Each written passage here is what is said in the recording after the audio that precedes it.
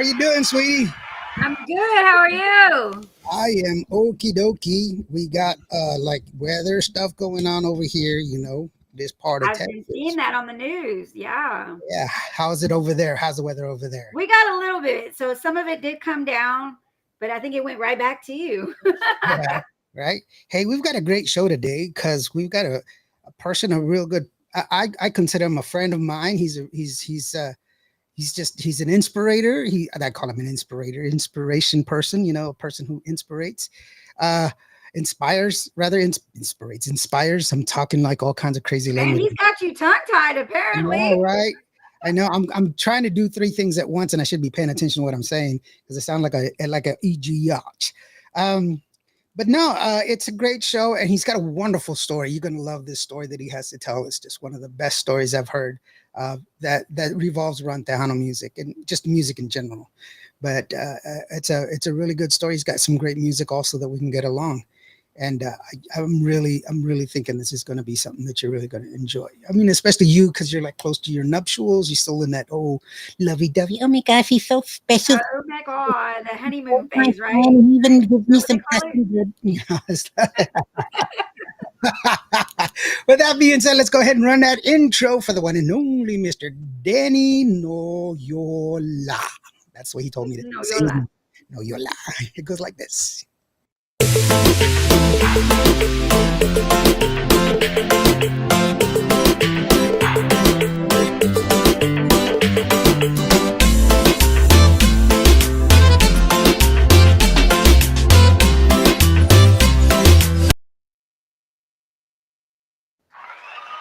Hey,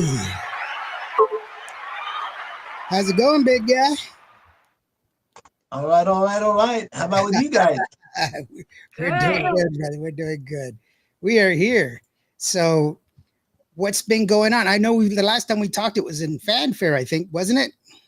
Yes, it was. Oh man, it was a great, great time. It was such a great pleasure to get to know you and your lovely, lovely wife Gracie, and of course, y'all met my wife Alma. Yes, we. And a lot of the things that have been happening in my music world are all because of the inspiration of that little woman. She Yeah. says she's 4'11", but I think she's more like, well, I better not say because I know she's watching.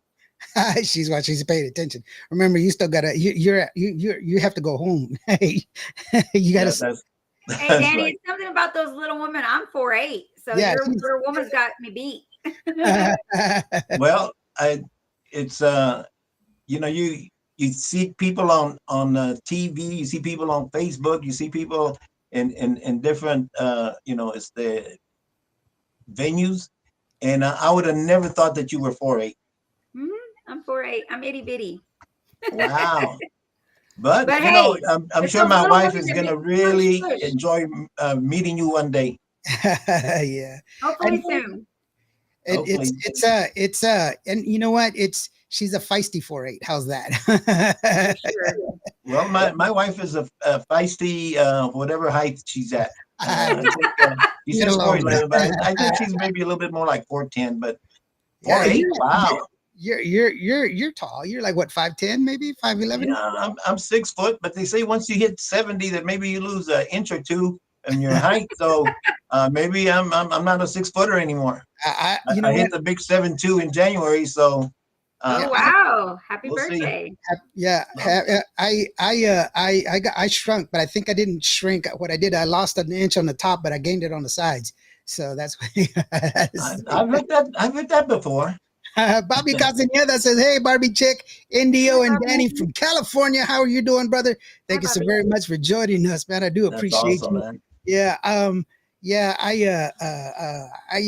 You know what? I said this year I'm gonna get into shape, and the shape that I chose is a circle. So that's Ah, You, you were you all? I know you said you were minored in math and you taught some math in school and so forth. And I guess you probably would have been real good in geometry, huh?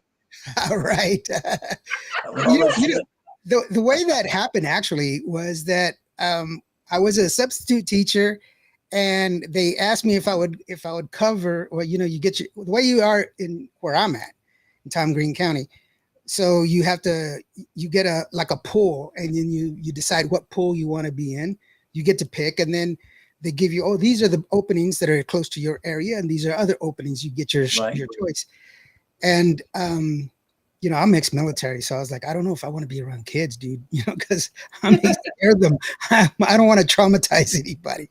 So I said remedial math, because that was the one it was open for like 3 days, and I was like, okay, I'll take the remedial one. And I took it. People don't want to teach remedial math for high school seniors and juniors, and so I took that one. And the teacher was out because she was pregnant, and she had been put on bed rest because she had a high risk pregnancy. Mm-hmm.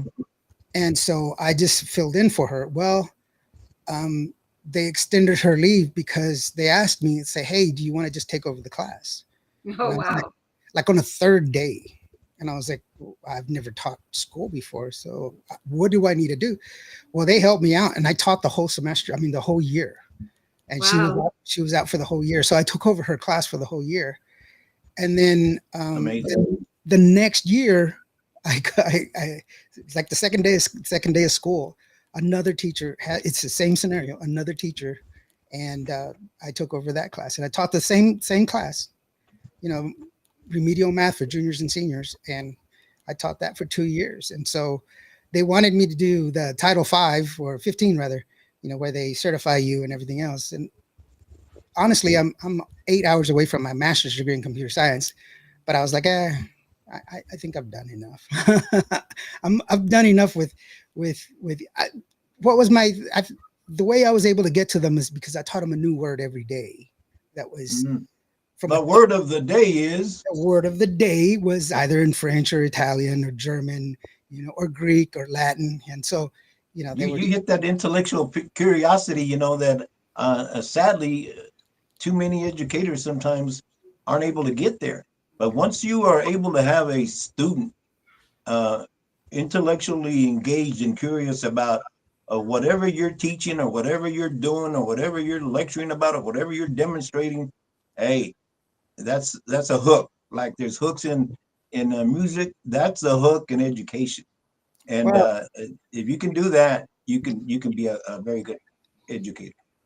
I was just glad that they listened. that was the most. Yeah. And plus, also, I think a lot of people write them off. I think that's unnecessary. If you talk to them instead of talk at them, they generally come around. And right on. Especially when you have that meeting and the parent is like, "Oh, so what do you do now?" And you're like, "Actually, I just want to say he's a great kid, and he can really do far as long as he applies himself." And they're like, "Wait, are we talking about the same kid?" No, yeah, the one that has a mohawk and a spike in his forehead, that's the kid. Yeah, that one. That's the kid. Because I don't know where they get these piercing ideas. Like, I was like, wait, why do you want to put a piece of metal in that? I don't know. Right. I've heard of deviated septums before, but that thing is huge. No, but it is what it is. So I was saying earlier that you have a wonderful story about how you came to be where you are right now. And we talked about it, and I was telling Gracie, I was like, Gracie, isn't that a wonderful story? And we talked about it the whole way home, Yeah. And it was just a wonderful story. And let me just give you a little, we're calling them Lawrence Note Cliffs. Okay. But it's just, you had your wife was your muse. She was your muse. She was your inspiration, which is a wonderful thing to say. Nothing to be made fun of. It is something to be envious of. Not all of us have that availability to have someone to inspire us, to love someone so much that you're inspired by it. Exactly. Yes. There are so many people that wander this earth looking for inspiration. It's often, it's never been proven, but it's often said that Charles Dickens, the way he died, because he died sitting on a bench, that it was self-inflicted because he was lacking a muse. He didn't have anybody to inspire him. He was just decimated with depression. But Mm. you were lucky. You were one of those lucky ones that had that inspiration that's been with you. And here you are in your 70s, which is another wonderful thing because you've had life, you've had obstacles. Obviously, we all have health obstacles when we get older, but you were able to overcome that. And then the music that you had written, even though you've set aside that part of yourself to commit yourself to your education of your duties as an educator, which is hugely admirable, because you don't go into to education to get rich. That's for sure. you know That's right. that I don't see where people think that, oh yeah, teachers are, they're doing this and they're doing that, they're doing this in schools. Do you have time? Where do you have the time? you know you can't be in a cult at school because you don't have time. You got to be ready for tests. But the fact is that all that time that you set aside for what you wanted to do to help teach and formulate the minds of those that are new. I've actually talked to people that are in the industry that you taught, that were like, that was my principal, and That is cool. so and here Daniel you are. Sanchez with Yeah, Potente. Yeah. yeah, well, and also with Pecado, you had other people as well, I'm sorry, Picolo. Yes, that's correct. Yeah. that Daniel. Yeah. yeah, well, what's his name with Potente, the bajo player. But it's just that, you know here you are now, and it's a wonderful story. But tell us, how did writing all your music, you wrote it down, and now I've brought people up to speed. This is what was your inspiration. This is what you were doing. This is why it took you so long. But what manifested to where you could finally put it down in sound? What was that point? What was that catalyst? So Yeah, now I'm asking you. like I said, my wife was the inspiration. But the thing is that I when we were 17 years old and we were in high school, I wrote this song, and it's entitled "Te Quise Yo," just like the album. The album title is "Te Quise Yo," and I wrote it, and I would sing it to her, and a few people might have known about it, but it was more of a personal kind of a thing. And so I kept that, and then I was very shy, and didn't like to sing. Like we had everybody in our families, not everybody, many of our tios and tias, and my dad was a guitar player. He's a composer. He's a songwriter. Beautiful songs. And so anytime there was a family get together, everybody would sing, and we were just listeners. We were so intimidated by their prowess. They were just so outstanding, and it was a joy just to be around them. But then my wife, she we got married because so we were 17 in high school, and then uh, I wrote that song. We went to we finished up college, both of us, in 3 years. We taught 1 year. She taught in Houston. I taught in Corpus Christi, West Oso Independent School District, and then we got married. Well, when we got married, we I think we did. We were blessed in the professions that we were in. We were able to move among the ranks, and my wife just not only beautiful but brilliant, in that she got into the social sciences, and she got into uh, child welfare and adoptions and protective and regulatory services, and a real tough job. And she excelled to move from like a social worker, a worker, all the way to being like la mera mera, the boss of the whole call them program managers. And I was able to do something kind of similarly, because I started teaching at the junior high and coaching, and then went up to the high school, did some teaching and coaching, and I was I was a head baseball coach, head girls basketball coach. Nobody wanted to coach the girls. I took it, and for no pay. It was just one of those kinds of things we would do. It just like we just wanted to make a difference. We wanted to make a difference. So anyway, we go through all of that, and then on January the 30th of 2018, I turned 65, and I retired the next day, January the 31st. And that gave me a full 44 years in education, which really the pension under the formula that we have, it hit 100% when you had 44 years of experience times that formula that we have. But it was never about me stopping to do something that I love to do. It was more about, well, let me give some other people opportunities here, because the job that I had at the very end, I was a hearing officer, like the administrative hearing officer, which is like you're the judge when it comes to students that are recommended either for removal or for expulsion.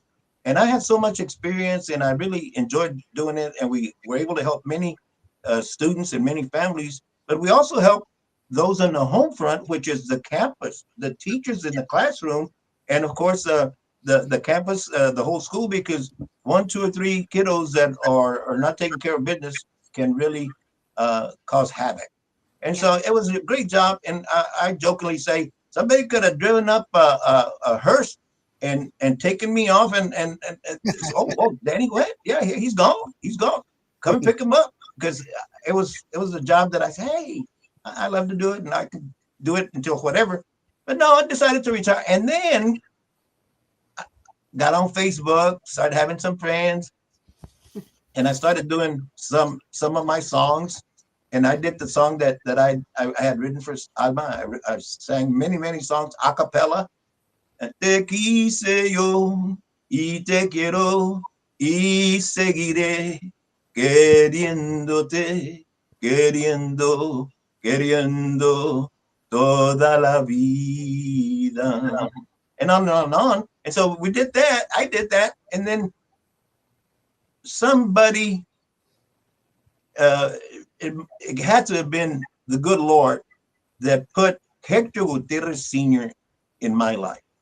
Hector Gutierrez Sr., if you don't know who he is a Tejano Roots Hall of Famer. He's a master keyboardist. When he was in school, he was a drummer. And he currently is the musical director for Freddie Records. And my brother has a neighborhood sports bar, First and 10 Sports Bar, and Hector would go there and play often. And somehow he heard that I had written a song way back when, and that maybe I wanted to do something with it. It was like a dream of mine. And Hector, with being the great gentleman that he is, he says, "Hey, Danny, I can help you with that. I'll do an arrangement for you." I said, "What?" I said, "Good Lord, I can't believe that, Hector." And he said, "No, yeah, really, I'll do it." So before you know it, I was like, that was about 3 years ago. I guess I was like 69, maybe 70. And here this old man is recording, going. I mean, Hector did all the tracks for, of course, for the music and all that. And then I go in to do vocals at Freddie Records studio at 69, 70 years old. Who's going to believe that, you know? Wow. Well, it was such a great thing that we decided, well, all of a sudden, Hector does another song for me, because I write songs. I'm writing songs all the time. And I would pick certain songs, and then Hector say, yeah, okay, let's do that one. And this guy, he's been the musical director, not only at Freddie Records, but he's like 35, 40 years for Gary Hobbs. And he's done his last few albums and so forth. But this guy is just loaded, okay? And he's just magnificent. So I do 7 songs like that. The other 5 songs that are in the Te Quise Yo album are from another gentleman who his mom's name is Jackie Gomez. Jackie Gomez used to have a group way back when, Jackie y el Grupo Romántico. And Chris Dominguez, but he goes by Chris with a K, Doms, D-O-M-Z. And Chris Doms, he was playing keyboards for his mother's band like when he was like 10, 11 years old. A little project. And then he goes on to do music for A.B. Quintanilla and the Cumbia Kings. And he's with them for about 14 years. They're in stadiums that are selling out 70, 80,000, 100,000 in the United States, in Mexico, and South America, Central America. And he also would go to First and 10 Sports Bar, and help his mom out. And the great Beto Ramon, you know who Beto Ramon is, right? Hmm. Beto Ramon is the most prolific, in my opinion, the most prolific Tejano music writer of all times. You call him the GOAT. He has lifetime achievement awards all over. He did like 60, 65 hits for El Grupo Mas. He's written great songs for Bobby Pulido, for I mean, you name any Montiel, Stephanie Montiel, uh, Ricardo Castello. I mean, on and on and on. He is just the best. Well, they play there at this little place here, my brother's little sports bar, and we know them and they're friends and all that. Well, Chris, I decided, hey, Chris, let me challenge you a little bit because I know you're all about writing cumbias, cumbias, cumbias, cumbias. I want to see if maybe you can help me write a. I mean, I wrote the songs, but I want you to help me with the production, the arrangements of some rancheras and maybe some other songs. And he said, yeah, okay. And so he starts doing that. And the other 5 songs to complete the album are from Chris. And Chris, he forgot, I think, because of all the cumbias he did for so many years. When he was 20, 21 years old, Chris received 3 Grammy awards as a producer, not Latin Grammys. 3-time Grammy Award winner. This is Chris Dominguez, for Alicia Villarreal, Los Palominos, and La Mafia. Can you imagine that? And here, these 2 musical geniuses are helping this old man to do his first album ever. Good Lord. And by the You way, can't believe it. It's almost like an unbelievable story. yeah, for those people that aren't really familiar with Chris Doms, he's actually got a new single out with Jessica Sachs. It's Yes. called Baila Conmigo. That's out right now. Oh, So it's awesome. actually, it's on the air right now on Cuba Radio. But yeah, he's just an immense talent, and it's just like the luck of the Irish, bro. But you're not Irish, you The know? luck of the Chicanito. Right? You know, it's wonderful. Hey, real quick, let me chime in here because we've had quite a few people that have jumped in real quick. Okay, sure. Obviously, we've got a great friend of Tejano music and a wonderful person. She's also got she comes on with Gigi La Chicana. They have their own show as well. I'm And going to be with Gigi on Thursday the 8th. there you go. This is Norma Salazar says hello, Wendy O, and she's also saying hello to everybody else, but she did it individually, which is pretty Yeah. cool. Buddy Salcedo with he said shout out from DFW. He's with Tejano Time. Earlier this week, he was talking to Alec Gomez. He was the conga player Yes. for Sunny Salceda, and and he's a good friend of mine and one of my partners, and so we do a lot of stuff together. So Well, it's funny that you mentioned that because Buddy, I asked him if I maybe could be on his show, but I think he said he wanted to take a little break for a while. And I said, hey, yeah, great, enjoy it. he's gonna step away for just a little bit. He's got some stuff that he has to take care of. He's trying to move his house, like not move it but sell it and stuff like that. And Yeah. he's in the midst. That's so hard right now, and especially in this environment, the economics that we're in. We're And you know what? right now. You know what, Lawrence? I also met him at that internet gala, Mhm, and, yep. and he reminded me about it.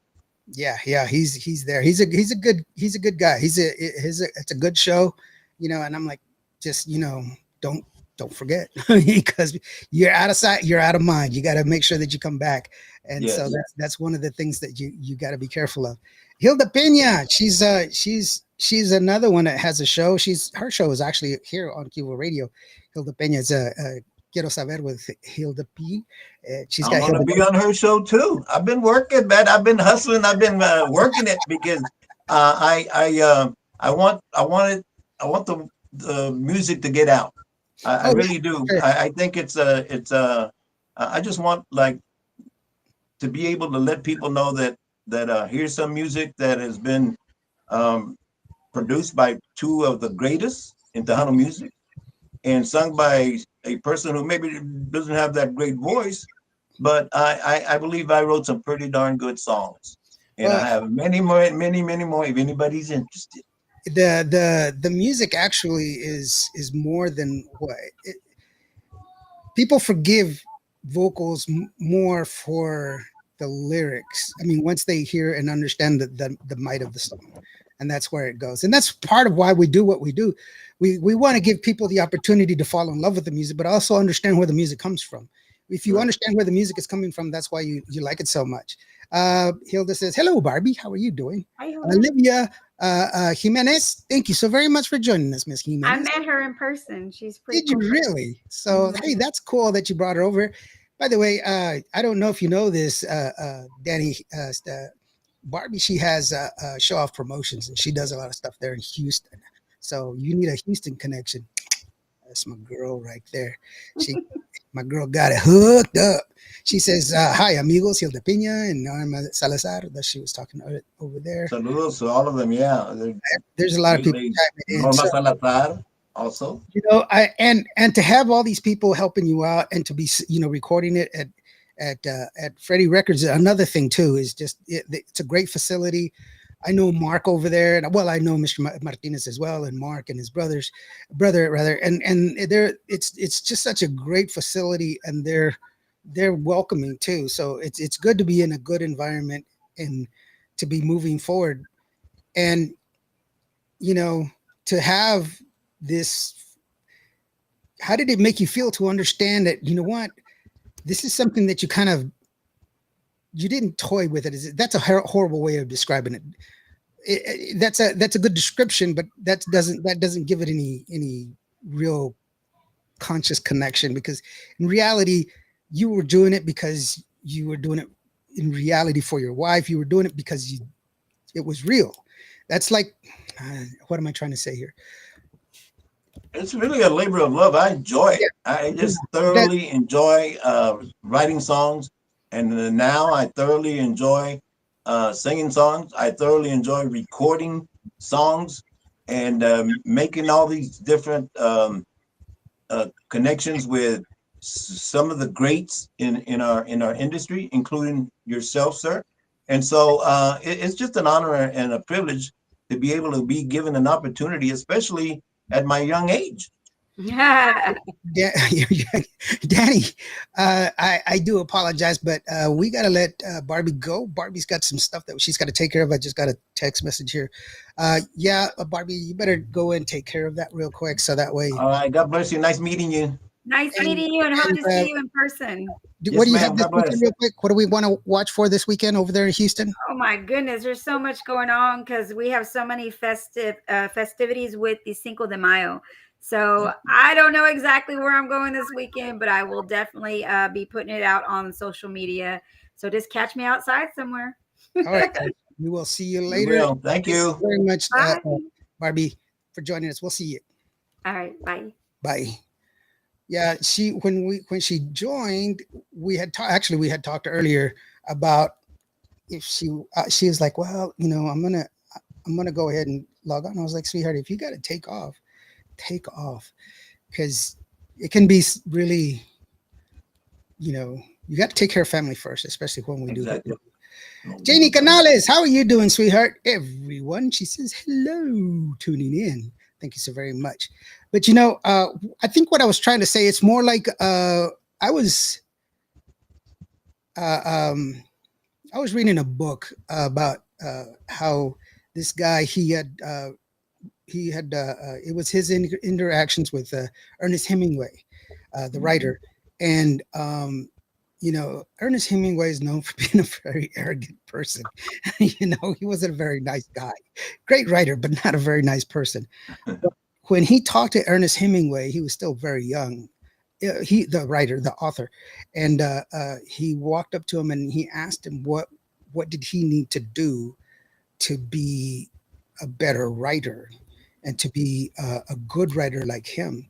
And he told him, read. And then he's like, okay. And then he goes, he made that comment, well, I want to be a writer like you one day. And he goes, do you write every day? And he's like, yeah, then you are a writer. Mm. You don't need a title. You do it. And so, that's what I was trying to say, is that even though your profession was an educator, an administrator, your heart was a songwriter, a singer. And so this is something that's been cultivated in you, who you are all this time. And you finally have that release by putting it down and actually having that the culmination of all of this time that you've been doing all of this. It's finally, you know, reached its precipice to where you've allowed it to come out. And what is that like for you to finally achieve another goal in your life to where you're like, this is something that's unexpected. It's not something that you were actively looking for. So what is That's that right. like for you? Well, I've always been kind of goal oriented. I I love to work. I have a real strong work ethic. Um, I had the time. Now, I had the time to be able to write songs, and I mean I write a lot of songs, and then my wife doesn't like this for me to say like how many songs I've written because she thinks that I'm bragging or something. But you know, facts are facts, and in every I'm like in my four I'm 4.5 years into songwriting. oh wow. The first one night, my wife and I we were listening to some music, most all kinds of music, but mostly Tejano. There at the house, and then I don't know what got into me. I just said, let me let me get a little notepad, and I sat there on the sofa. We were still listening to some music, but I just started writing, writing some things. And what I ended up writing that one night was a song for my wife, a song for my daughter, a song for my son, and a song for my grandson. And Ooh. the very next day, I turned around and I videotaped them, and I came up with my own melody for the song. And that just kind of jump started it. And once I did that, then I put on YouTube and especially on Facebook. They were all a cappella, Mhm. and so I would just whatever I would write, I would not all of them because there's so many that I would write. I was very selective, but at the very first year, I was averaging. Well, I wrote about 350 songs, Oh wow. and That's nearly a song did, a day. and then I did of those. Well, let me put it this way: I did 350 videos of songs that were original songs of mine, and I Wow. wrote many more than that.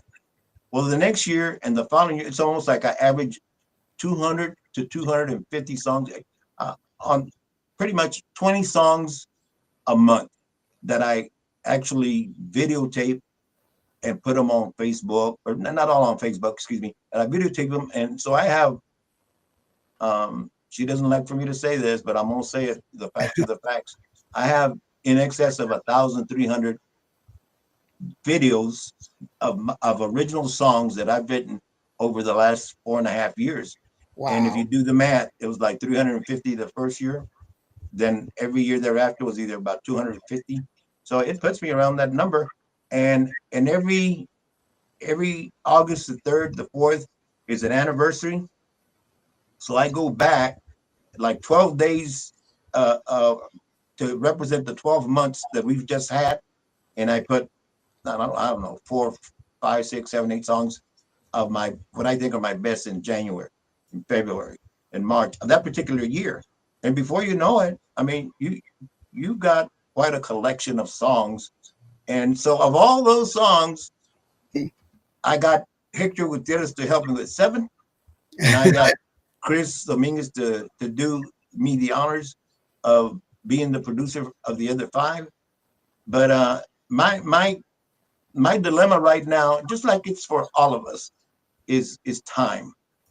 You know, if I was 22 years old, maybe I would feel a little bit more like, "Ooh, man, I'm on my way to having scores of albums." But when you're at the big 7-2, uh, you know that time is not my best friend. And so I jokingly say this, and I don't want anybody to get it wrong, but I kiddingly say, man, I've got one foot in the grave, and I've got the other foot on a banana peel. And you get to be that old. Hey, heads up. So anyway, so I'm writing songs, and what I want to do, of course, I got to get approval from my inspiration Alma to give me to help me to go and do another album, because I'm always ready. I've got plenty of songs, and I know now plenty of producers and arrangers. But right now, I don't. I'm sticking to what has worked for me, and I would love for Hector Gutierrez Sr. and for Chris Doms to continue being my producers. And I think we could. I think we're going to be able to work that out. Well, I mean, it's still it's a wonderful story that you have, and still to be able to do it, and it does happen. It's not necessarily a bad thing. I don't see it as a bad thing, No. because of the fact that it does happen. I've seen people just get into this writing frenzy, and so they start writing music, and it happens a lot. And I'm sorry, hold on just a second. No For problem. those of you on Mixcloud, for some reason I'm not seeing your comments, but I do see that you're commenting. So if you want to go to some of the other social media sites to go ahead and start sending in your comments there, I'll be able to respond to them. But I don't see. I see them. I see you're putting something, but I don't see what you're saying. Sorry. So, but yeah, it's not I understand your wife's apprehension, but to be honest with you, I know. I mean, how many songs do you think that Beto Roman has written? I know of, as a matter of fact, I know for a fact that he's written so many songs that I have a friend who was going to record a song that he had given him 5 years ago, and he calls him up and he says, "Hey, you know what? Remember that song you gave me? I'm going to go ahead and record it." And he goes, "This is what I've done with it." And Beto's like, I don't remember that song. Yeah, Beto's a very good friend of mine, and he says this in Spanish. He says, "Tienes un don, you have a gift." Mm-hmm. You see, and he knows he has a big gift. He can write songs. And again, at our little neighborhood bar, the First and 10 Sports Bar, Jackie Gomez, Chris Dom's mom, is a singer for Beto Ramon. She sings with Beto Ramon. And Luna Llena is the name of the group. Well, they've been at our little sports bar, not mine, but I just work for free and help Jesse with my little ads and all that. But Jesse and Chris, Jesse Noyola is a co-owner along with Rob de Luna, and Rob de Luna is the manager for Cesar Omar. Cesar Martinez, the lead singer for David Lee Garza and Los Musicales. When Cesar's gonna sing, like he's singing tonight, as a matter of fact, Cesar Omar, the lead singer for David Lee Garza, Cesar Martinez, is singing at the little neighborhood sports bar, First and 10 Sports Bar. They start at 9 and they go to about midnight. And if you throw in a little bit more there at the tip jar, Cesar can go on all night. He is the gift. That young man can sing. He is amazing, and he's gonna have. He's already surpassed any of the many great singers that DLG has had. He now is the one with the most tenure, the most seniority. He went over 10 years, and he's only like 32 years old. He's a young cat. And so the sky's the limit for Cesar. And all around this little neighborhood sports bar called the First and 10 Sports, it's incredible. And I just happen to be at the right place at the right time. And I get to meet Hector Gutierrez Sr. and Chris Doms. And now the rest is hopefully going to be some good history. Well, I'm sure it is, and it's pretty wonderful, to have him there. And I have a funny story about Cesar with David Lee when he first joined, and I'll tell you here in a bit. Let me catch up with these comments real quick. Norma Salazar says, "Danny, you sound great on your song. You look like you were having a great time on your video, accomplished your goals." Amen. David Vela Hey, how are you doing, brother? Hello, Indio. Joseph David Vela in Oakland is watching.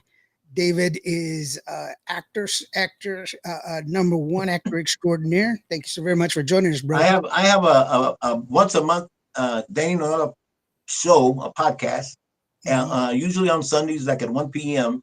And he has from time to time visited my website all the way from Oakland. Thank you, David. Appreciate that.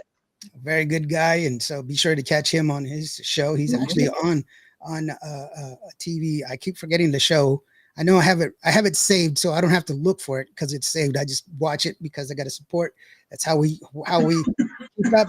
You know, we have to support each other. So the only way we can do it is together.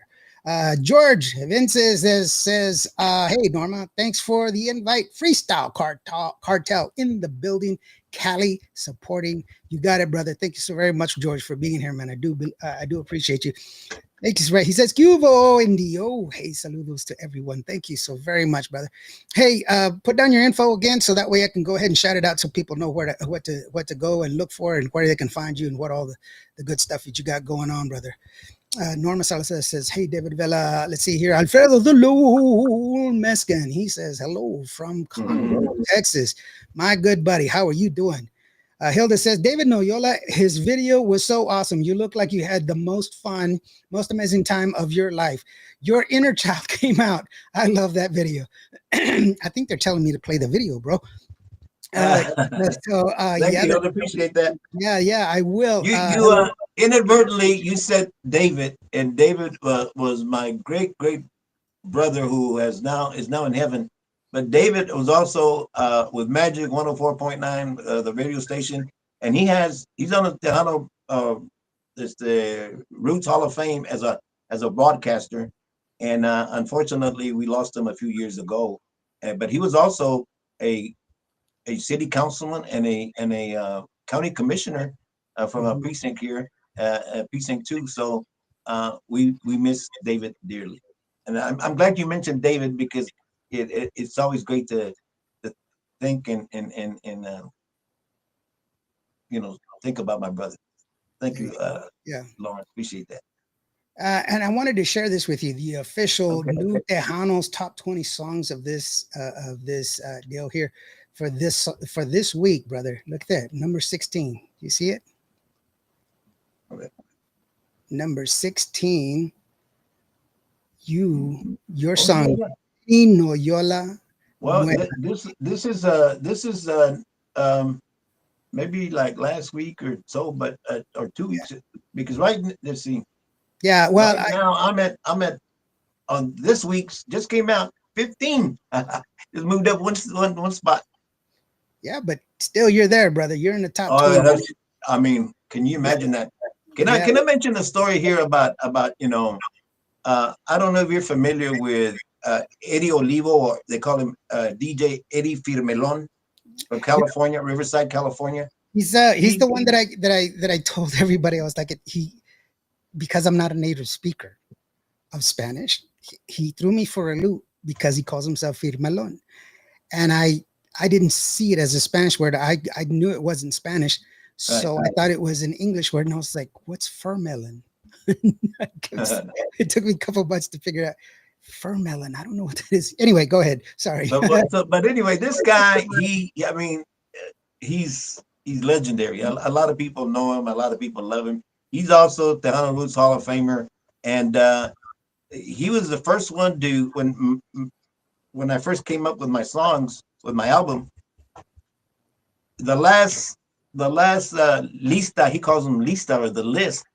He went to 15 songs. Number 15 was a ranchera that I have, La Única Canción. What can I say? I think it's pretty good. And then number 7 is this song that is really kind of hot right now, and is being played all over the place. Muévale, and it's a cumbia. Cumbia, that's what I'm talking about. Papuchi from Cuba, how are you doing, brother? Muchas gracias por estar con nosotros. I really appreciate you. Hey, guys, why don't we go ahead and take a listen to or watch and listen to the music video for those of y'all that have the visuals there on you. This is Muévele from Danny Noyola. That's what he told me how to say it. Noyola. Thank you. Ahora sí.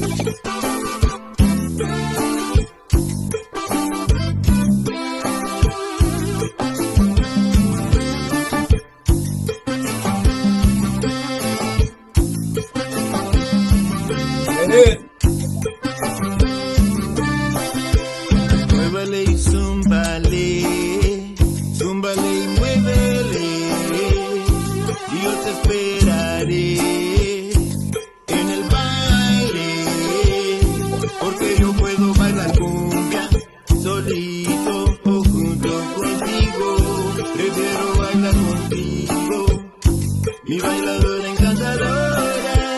Muévele, muévele para allá, y zúmbale, zúmbale para acá. Muévele, muévele para allá, y zúmbale, zúmbale para acá.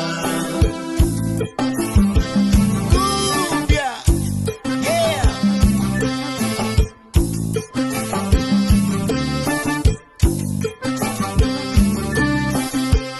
Muévele y zúmbale, zúmbale y muévele, y yo te esperaré en el baile, porque yo puedo bailar cumbia solito o junto contigo, prefiero bailar contigo, mi bailadora encantadora.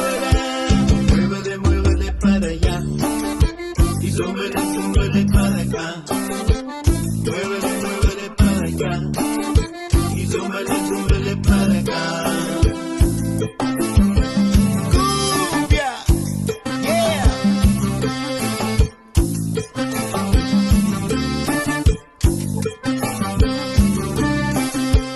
Muévele, muévele para allá, y zúmbele, zúmbele para acá. Muévele, muévele para allá, y zúmbele, zúmbele para acá. Órale, muévele. Órale, zúmbale.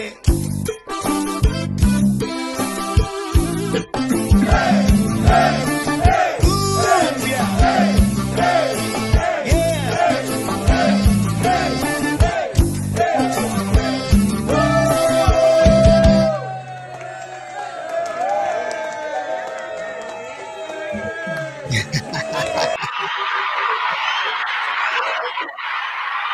There you go, brother.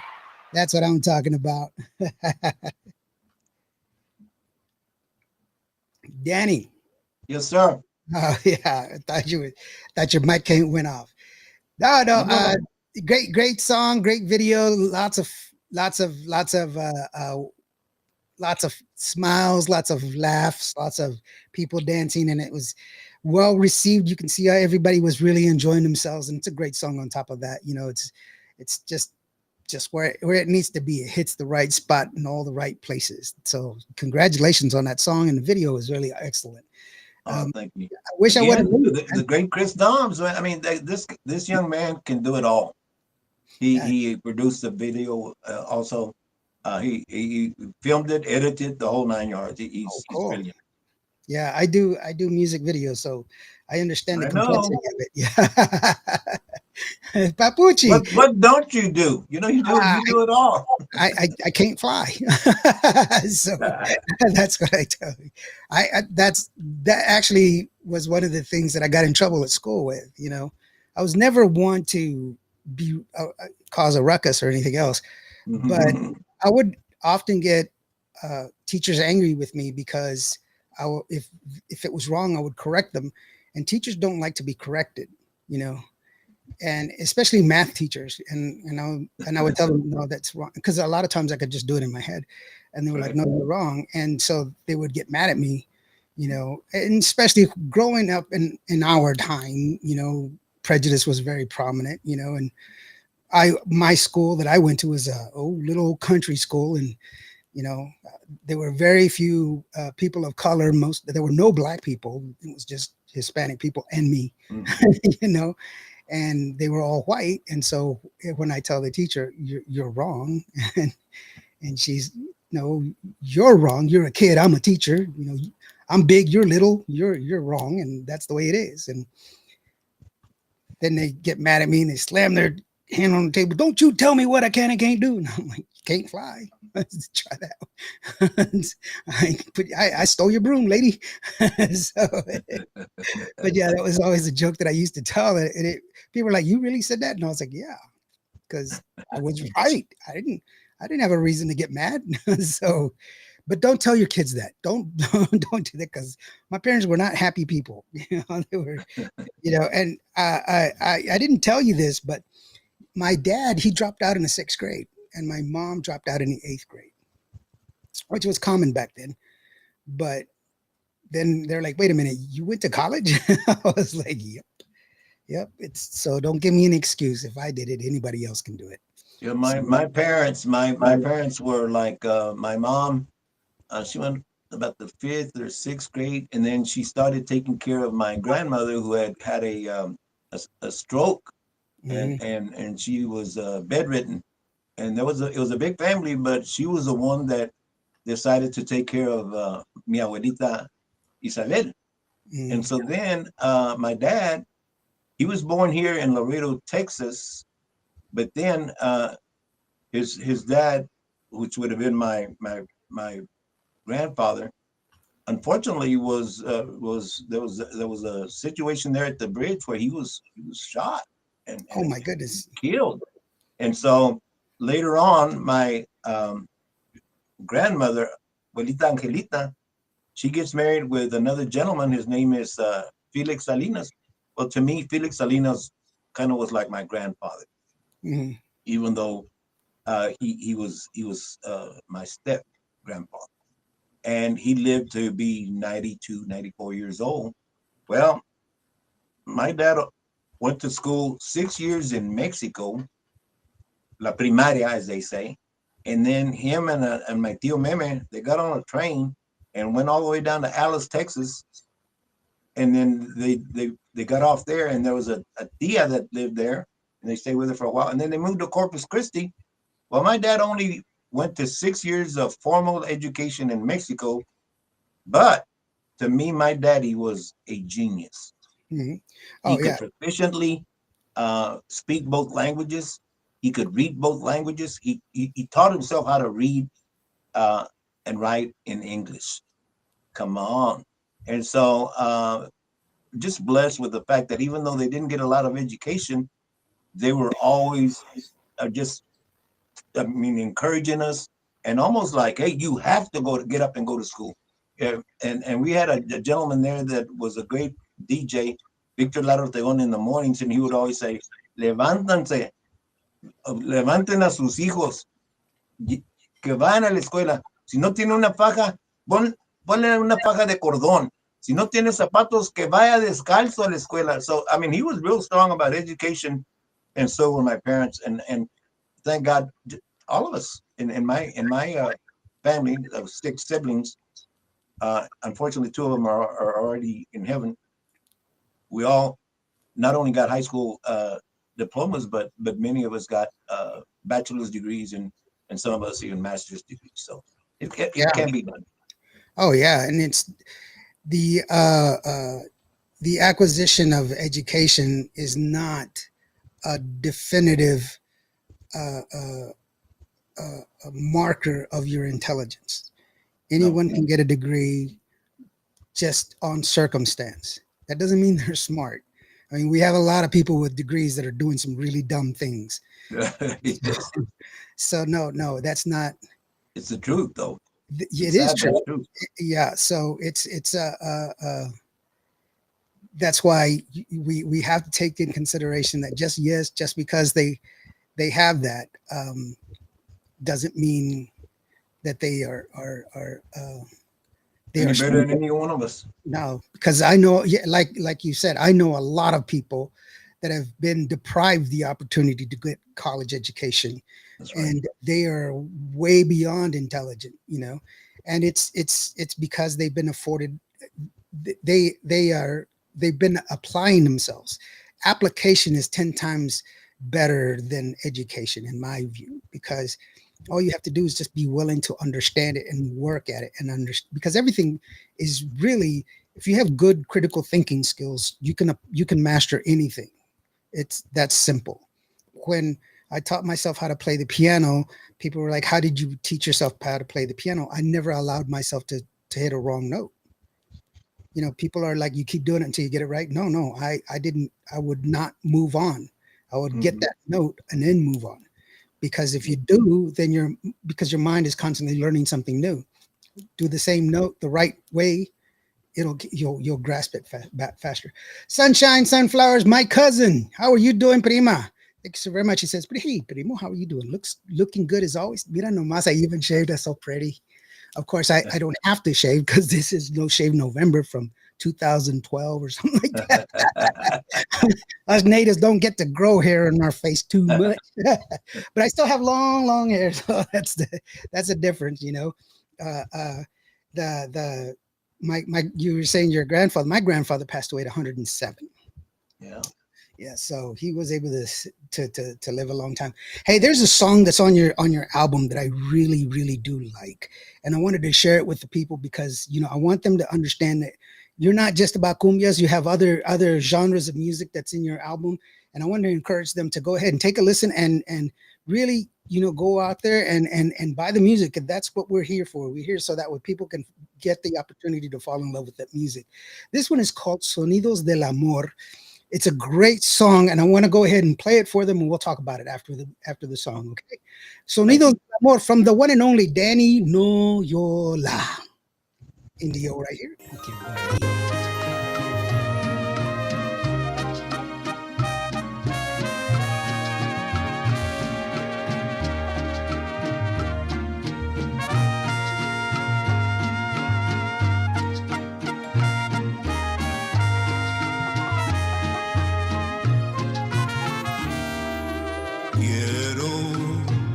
Escuchar y sentir los sonidos del amor.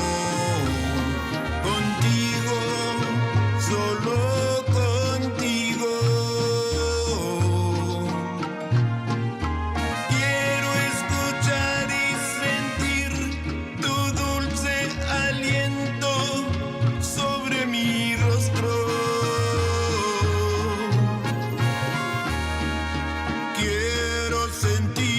Escuchar tus abrazos y besos sobre mi piel.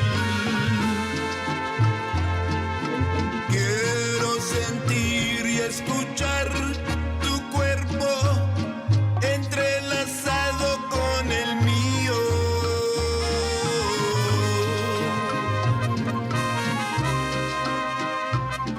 Mi amor, mi alma.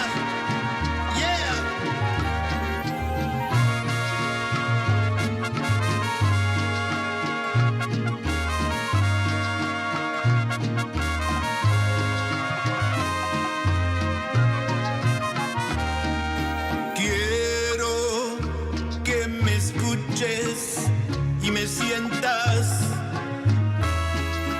dentro de ti.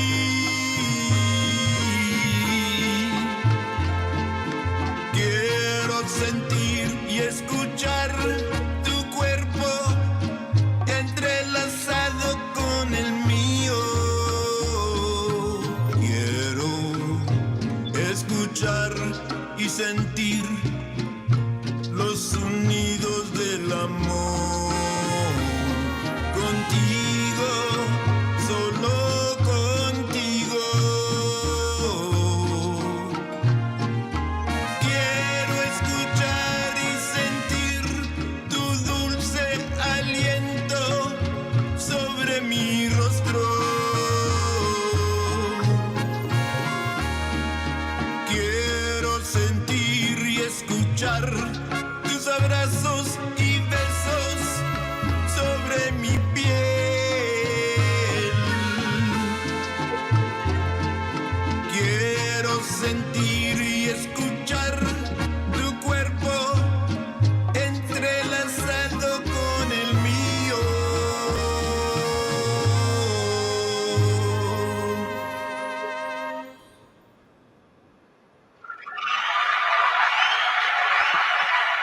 Now we're talking. Love, cheek to cheek, cachete, cachete. A little love song there for you. You gotta share that. That slow love song. That it's always a good thing to have, and you know, uh, uh, it shows another side of you, man. It's not just cumbias. You got that slow love song as well. What was the inspiration? I know what the inspiration was, of course, but what got you going on this song, brother? Again, just about all the songs. The inspiration has been my wife, Alma, Yeah. and that particular song, I like I said, I write a lot of songs, and then when I wrote that song, I just I asked Chris, Chris, I want you to try to do a very, very special arrangement and production on this. And he hit it out of the park. No doubt about it. Yeah, it's a really good classic throwback, modernized classic throwback. Yeah. I think I'm used to saying stuff like that, but I have to be real careful because sometimes people get the wrong impression. Yes. And it's not. We have to give all music an opportunity. Sometimes people count things out just by a label, just by something that it's labeled, and you're like, no, you shouldn't. It's just like kids when you tell them, hey, eat your peas, and they're like, I hate peas. Have you ever tried peas? No, but I hate them. And you're like, how do you do that?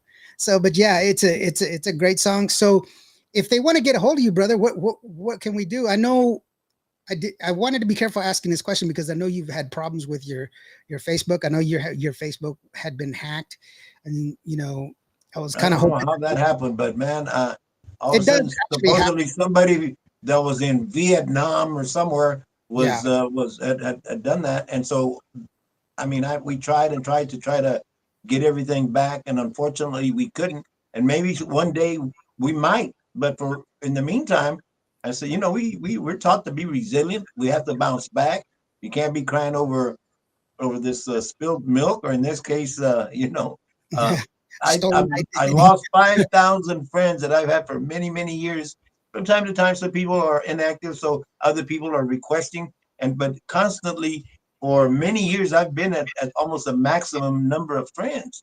Yeah, And unfortunately, this happened. So I just put it out there. I says, hey, I want you to help me. I'm going to start anew.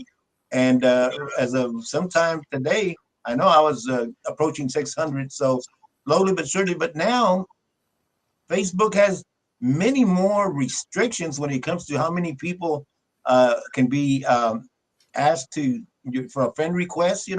So now the best way for me is, and I wrote something at the very beginning and I kind of pinned it, is to if if you're one of my over about my 5,000 friends or 4,000 friends, whatever, and you want to get back in touch with me, send me a friend request, and all I have to do is look at it and say, oh yeah, that's so and so, and I just approve it, and that's the easiest and best way. Because when I start trying to request friends, it's very limited. And yeah, if I put one more than I'm supposed to, they want to shut me down for 24 hours, and it's just like, and mhm. so it is what it is. So we're working within that parameter, but still we're not stopping. We're going right ahead. So help me out with that if you can. And the Yeah, same thing with subscribing to YouTube. Please, please, please. You know, I have maybe about 30 people that are subscribed to some of my songs and all that. And I sure would love to hit over 100 or 200, where then you get more benefits and more opportunities.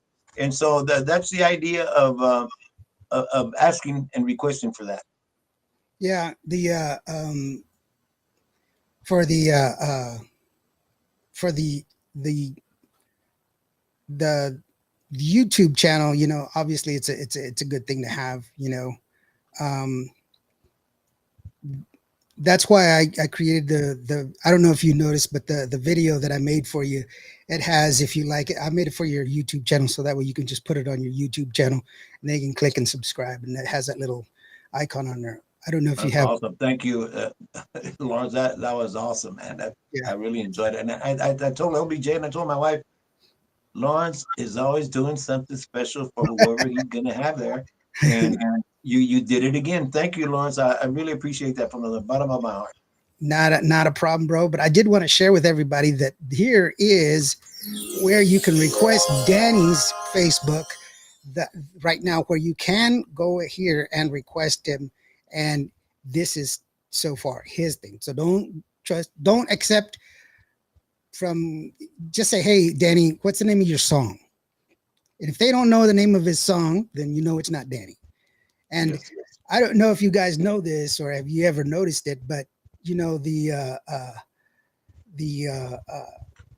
Facebook doesn't want to stop this. They make their money by how many people are actually on the platform.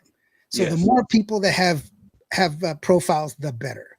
So they want people that, I mean, that's their bread and butter. So of course they're like, oh yeah, we'll take care of it tomorrow. You know, it's that old, remember there's a Christian song that says tomorrow, you know, where it's like, do right, do good, don't be bad tomorrow. And then when you get to heaven, you know, you're like, hey, St. Peter, can I get in today? Tomorrow. And so Mañana, mañana, mañana. right, yeah, so don't you got to be careful. Maria Bella, how are you doing, sweetheart? She says, good evening, everyone. How are you doing? Thank you so very much for joining us. And yeah, that'll take you to that. So let me show you again. That's Thank you, Lawrence. God the bless you. magic, that right there. So The Magic Man.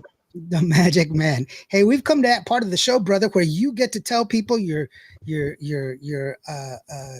thank you, your shout outs. Make sure you mention where you're going to be performing next and how they can get a hold of you, and you know, tell them whatever it is. It's completely up to you, 100% your show.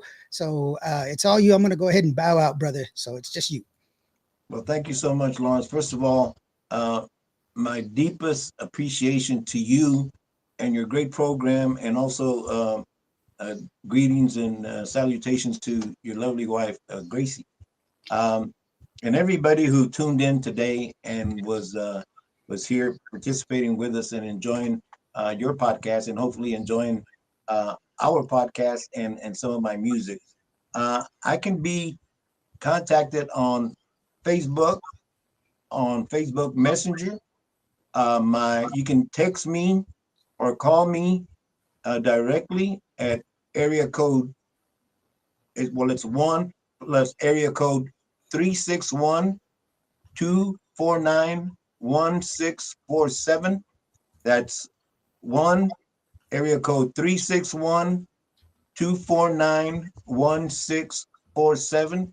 And you can text me or call me, and I'll try to see if I can help you in any way, because by you doing that, quite honestly, yeah, you're the one helping me, and I really appreciate it.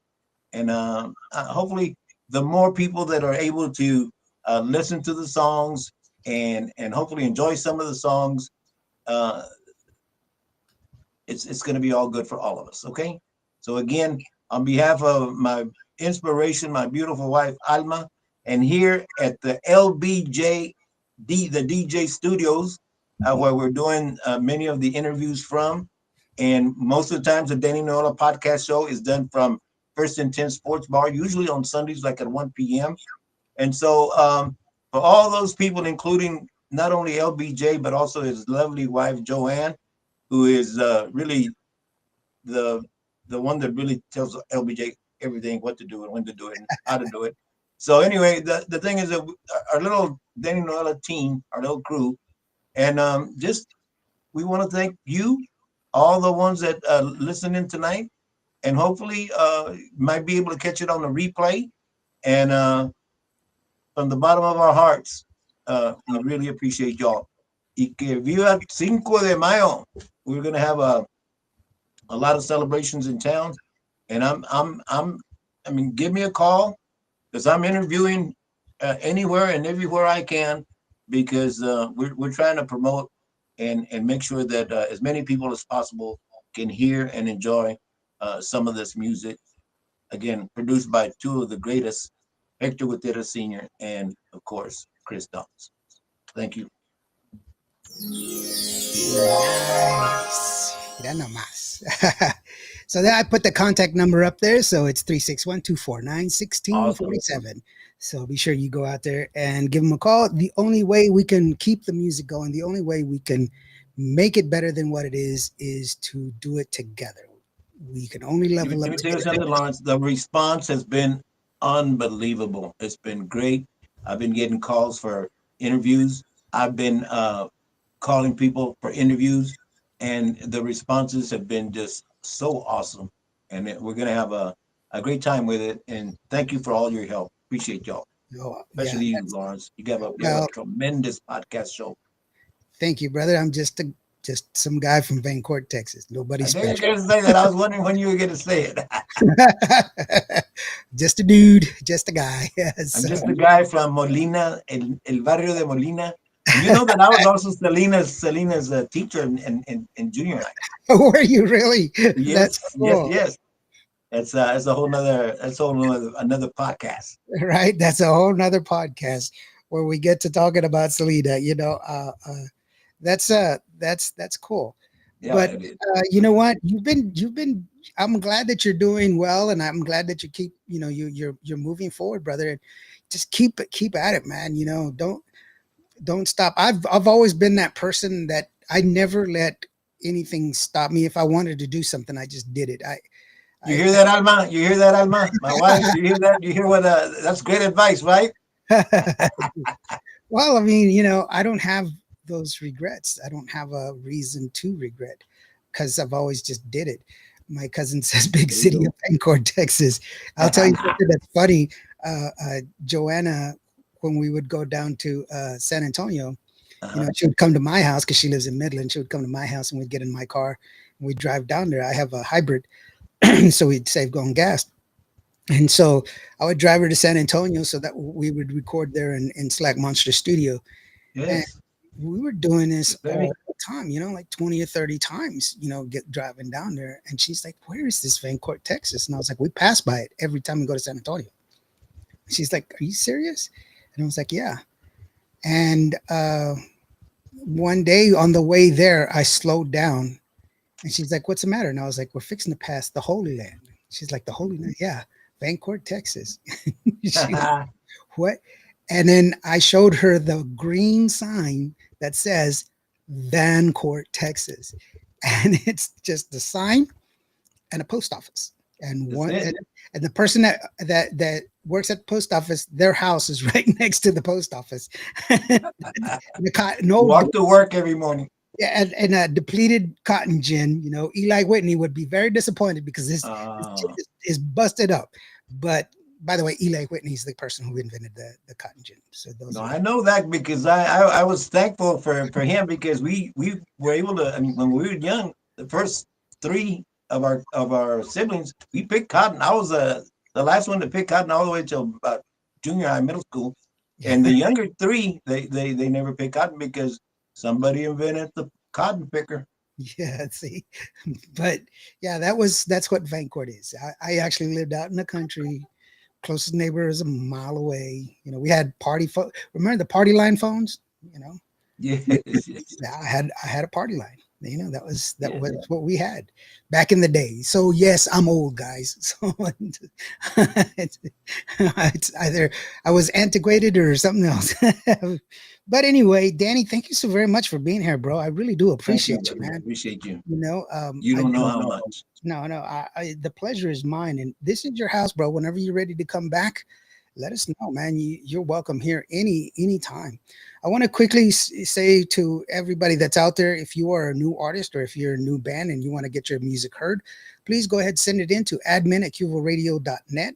It has to have two things. It has to be recorded at industry standards, and it also has to have an ISRC code. That is for you, not for me, because QVO Radio is a fully accredited radio station with ASCAP, BMI, CSIC, and SOCOR. And you got to take care of yourself. If you have problems or do not know how to get that number, go ahead and give me a call, DM me, and I'll walk you through it and I'll help you out. And the only way we're going to level up is together. So Cinco de Mayo is coming up. No, it's not Mexico's Independence Day. It is a reason that Mexicans here in the United States get to celebrate and get drunk, and white people get to be Mexicans for a day. It is actually the Battle of Puebla, where the 6,000 Mexicans were able to defeat the French troops right outside of the Battle of Puebla. That's what Cinco de Mayo is, and people in Puebla don't even celebrate it. We do here in the United States. Just so you know, it's education. You all owe me $5 because I taught you. Hey, Lawrence, just real quickly, there's 12 songs, and there's cumbias, there's boleros, there's rancheras, and I even threw in the number 12 song, a country song, and it's called Snuggling. But in Spanish, it's the first half. The second half I think is even better than the first half, and that's in Espanol. And listen to the word here, acurrucarnos. Ooh, baby. Snuggling, acurrucarnos. And so if you have a chance, please listen to all of them. Man, you would do me a big favor. God bless y'all. Yeah, that's actually a good word. I had a little Spanish class not too long ago. People were like, "What?" Because they were like, "No, I was telling them that's not a Spanish word." And I was like, "Don't be telling me, kid." I was like, "I'm sorry. I learned Spanish from a book. I didn't learn it from the streets, And so that's the way it is. Permíteme conocerte. That's a great song, by the way. And so we're going to go ahead. And again, it's on all digital platforms, the whole 9 yard. I know sometimes you don't speak well of like possibly Spotify or whatever, some of these, but they are all available there, along with Apple Music, Amazon Music, and the whole 9 yards. I know you have your preferences, but whatever the case may be, if you can get a hold of it, muchas gracias. Thank you very much. Yeah, it's not that. For me, the thing is this: it's not best for the artist. Yes, it's okay for you to have, but it's not. You're not helping the artist much. You're helping the big companies, especially now that Paramount is in the droves of purchasing Spotify. So you're talking about one major company, a record company, that's going to buy up Spotify. So that's going to hurt the artist even more. And so there's going to be a huge drop, and it's going to be worse for the artist than it is for the fan. And it's going to be for the fan. You can see it. Just so let me take this time just to explain what it is, why I have that opinion. Okay. If you really think about it, Netflix is the perfect example of what it is that I'm talking about. When Netflix started out, it was what, $3 or $4 a month that you were paying for. You would get your CD, your DVDs in the mail, and then you would watch it and you could send it off. That was it. $3 or $4 tops. That was it. Then when they started streaming it, it was $10, $9.99 a month. That's it. $9.99. Now, to get that exact same service, that $9.99 service that you paid for right now it's $24. The technology in delivering has gotten better. It's easier, it's better, it's less taxing on the infrastructure. Mm-hmm. It's cheaper. But why do we pay $24? Mm-hmm. The reason we pay $24 is because they've been able to monopolize and take out all of the competitors because it's deregulated. So there's no more competitors anymore. Now everybody has Netflix, the number one streaming service in the world. So once they've gotten a huge percentage of the market, now they can charge anything because everybody's like, well, I have to because there's only Netflix. Right. That's what's happening with Spotify. That's what's happening with music. And so that's why I constantly tell you, if you want to keep music going, go to the shows, buy the music from the artists, buy it from their websites, buy it from them. Don't buy it from Spotify. You're renting it. You're not, if Spotify changes their policy, they can take the music away. Buy it from them. It'll be on your phone. You can have it for forever. It'll be your favorite song. It'll be you and your that special person in your heart. It'll be y'all's song. It'll be on your phone. It'll be in wherever your media bank is, and you can play it anytime you want to. And it doesn't matter what happens to Spotify. If Spotify turns to Whatify or turns to anything else, it doesn't matter. You will have yours. And you helped an artist keep sharing their love with you. Amen. Amen. Thank you for that. God bless you. Yes. Thank you so very much, brother, man. I really do appreciate it. And thank you to each and every one of you guys that were here. I really do appreciate y'all. And just remember, if today was a hard day, if you did not have a good day today, just remember, every day planes take off against the wind. You matter. You are loved. So with that, Danny, please stick around so we can take care of some radio business. And you guys, we'll see y'all next time on You Are Loved, and be human to each other, okay? So here is Permíteme a Conocerte from Danny Noyola. It's from his album. It's another song that I wanted to go ahead and play so that you could go ahead and play. Or do you want to play Seniors production? Yeah. Do you want me to play that one, or do you want me to play Muévele again? Which one do you want? I'll play that one. No. Play that one. All right. Well, then we're going to leave y'all with that one, guys. Enjoy. Y'all have yourself a good week, and I'll see you on Monday.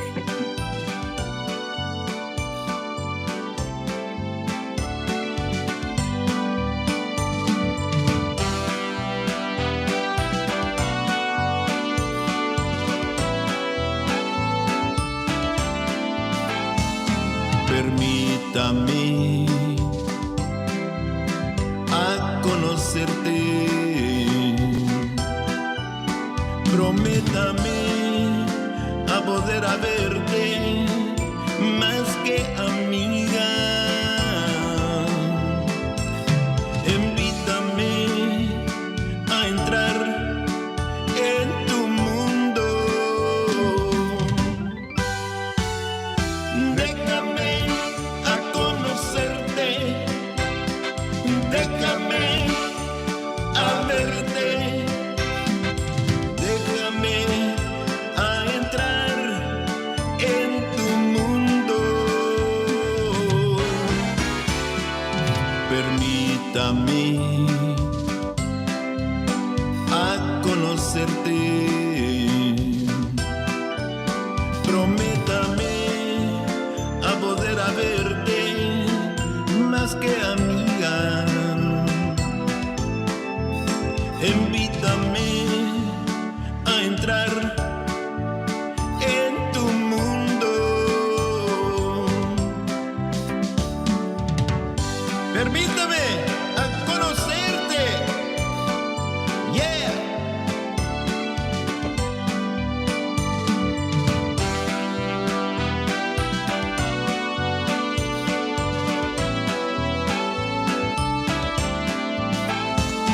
Permítame a conocerte, prométame a poder haberte más que amiga,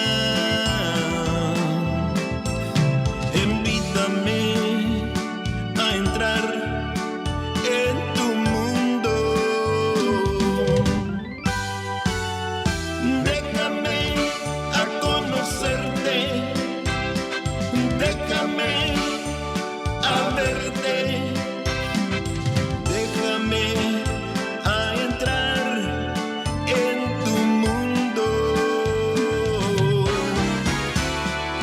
permítame a conocerte, prométame a poder haberte más que amiga,